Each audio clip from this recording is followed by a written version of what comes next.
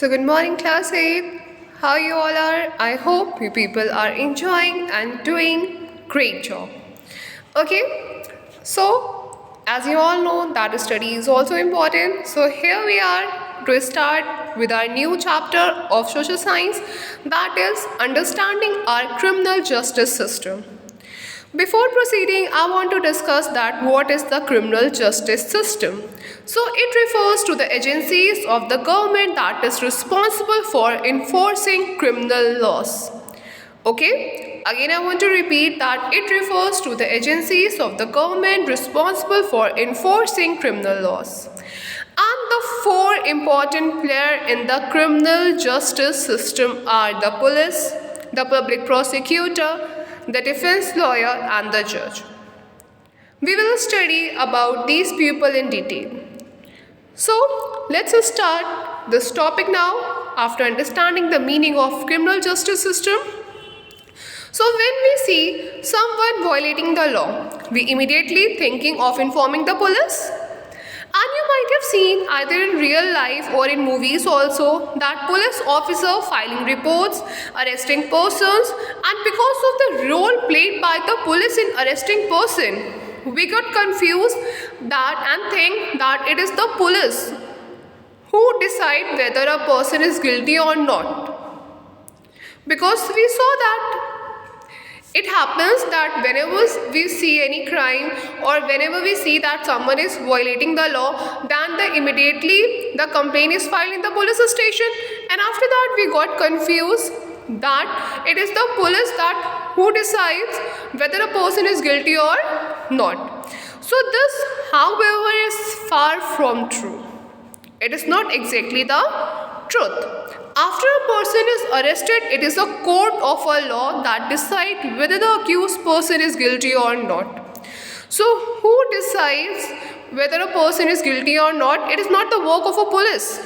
It is the work of the court who decide that whether a person is guilty or not. According to the Constitution, every individual charged of a crime has to be given a fair trial.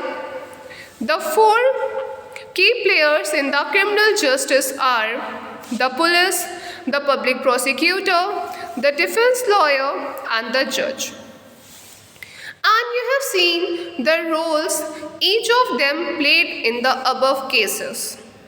Now let us try and understand their role in detail. Okay, now we will understand their roles in detail. What is the role of police in investigating a crime? So one important function of a police is to investigate any complaint about the commission of a crime. Okay? And investigation includes like recording a statement of a witness and collecting different kind of evidences. Evidences means proof. And on the basis of investigation, the police are required to form an opinion. If the police think that the evidence points to the guilt of an accused person, then they file a charge sheet in the court. What is charge sheet? So it is a document filed by the police in the court listing the charges against the accused person.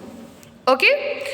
And police investigation always have to be conducted in accordance with law and with full respect for human rights. The Supreme Court has laid down guidelines that the police must follow at the time of arrest, at the time of detention, and at the time of interrogation. Interrogation like at the time of questioning. The police are not allowed to torture or beat or shoot anyone during investigation. The police is not given any such right of beating anyone or shoot anyone during the time of investigation. So there are some fundamental rights which are given, like they cannot inflict any form of punishment on a person even for petty offenses. Petty offenses like crimes, small crimes. After Article 22 of the Constitution and criminal law guarantees to every arrested person the following rights. Okay, so we are going to discuss about Article 22 that the Constitution has made and criminal law guarantee to every arrested person. So now let's see what this article says. So the right to be informed at the time of arrest of the offense of the crime for which the person is being arrested. Like the police cannot go and arrest anyone. The arrested person have a right to be informed that what is the crime of that person for which that person is being arrested by the police. And the right to be presented before a magistrate within 24 hours of arrest. And the right not to be ill-treated or tortured during arrest or in custody. The police cannot, earlier I have also said it is the right of the person that arrested person cannot be ill-treated or tortured or shoot during arrest or in custody during the time of investigation. Confession made in police custody cannot be used as evidence against the accused person. Okay? And a boy under 15 years of age and a woman cannot be called to the police station for questioning.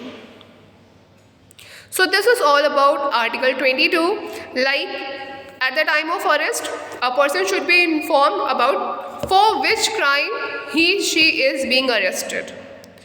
And that person has a right to be presented before a magistrate within 24 hours of arrest.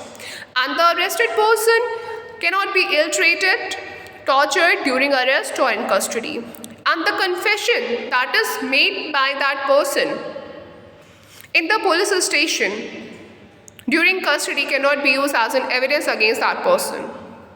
And a boy under 15 years of age and women cannot be called to the police station for questioning. So this is the Article 22 which is given to the arrested person. Okay, so I want to conclude my today's class with the glossary points that what we have discussed in our class today. So we have discussed what is criminal justice system. And then we have studied about the role of police.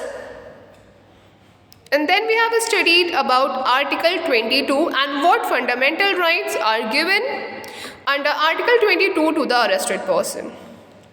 So till then your homework is to read this chapter properly. Okay, and try to understand this chapter, and if any query is there, then you can ask. Till then, thank you class. Have a nice day. See you in the next class.